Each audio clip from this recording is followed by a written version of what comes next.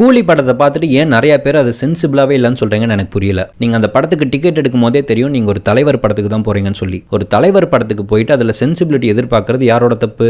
சரி, இருந்தாலும் இந்த படத்துல 3 சென்சிட்டிவான இஷ்யூஸ் பத்தி பேசியிருக்காங்க. அது என்ன சொல்றேன் கேளுங்க. முதல் விஷயம், ஏகப்பட்ட டெட் பாடிஸை இல்லீகலா டிஸ்போஸ் பண்றதை பத்தி பேசியிருக்காங்க. அப்படியே ஒரு மாசம் முன்னாடி பார்த்தோம்னா இந்த தர்மஸ்தலான்ற இடத்துலயும் சரி, நம்ம இலங்கையிலும் சரி, ஸ்கூலுக்கு போற குழந்தையில இருந்து பல பேரோட டெட் பாடிஸை இல்லீகலா டிஸ்போஸ் பண்ணிருக்கலாம்னு சொல்றாங்க. நம்ம கேள்விப்பட்டோம். இந்த நியூஸ் ரீசெண்டா தான் ட்ரெண்ட் ஆச்சு. அடுத்து ரெண்டாவது விஷயம் என்னன்னு பார்த்தோம்னா, கூலி வேலை செய்யறவங்களை ஏமாத்தி அவங்களோட ஆர்கன்ஸை திருடி விற்கிறத பத்தி இந்த படத்துல பேசியிருப்பாங்க. அப்படியே ஒரு மாசம் முன்னாடி பார்த்தோம்னா நம்ம தமிழ்நாட்டில் ஒரு பவர்லூம் ஃபேக்டரியில கூலி வேலை செய்யறவங்களை ஏமாத்தி கூட்டிட்டு போய் நல்ல வேலை வாங்கி தரோம்னு சொல்லி அவங்களோட ஆர்கன்ஸை திருடி வித்திருக்காங்க. இந்த நியூஸும் ரீசெண்டா தான் ட்ரெண்ட் ஆச்சு. அடுத்து இந்த படத்துல மூணாவது விஷயம் என்னன்னு பார்த்தோம்னா, இந்த கூலி வேலை செய்யறவங்களுக்கு நடக்கிற அநீதியை தட்டி கேட்டு நம்ம ஹீரோ பெரிய போராட்டம்லாம் பண்ணுவாரு. அப்படியே ரீசெண்டா பார்த்தோம்னா நம்ம சென்னையில இந்த கூலி வேலை செய்யறவங்க அவங்களுக்கு நடக்கிற அநீதியை தட்டி கேட்டு அவங்களே பெரிய போராட்டத்தை கையில் எடுத்தாங்க. இந்த 3 நியூஸுமே இந்த படத்தோட போஸ்ட் ப்ரொடக்ஷன் அப்போ தான் பெருசாக வெடிக்குது. ஆனால் அது எப்படி தெரியுங்களா, பல மாதம் முன்னாடியே இந்த படத்தோட ஸ்கிரிப்டில் இப்போ ட்ரெண்ட் ஆகக்கூடிய நியூஸோட சாயல் அடிக்குது.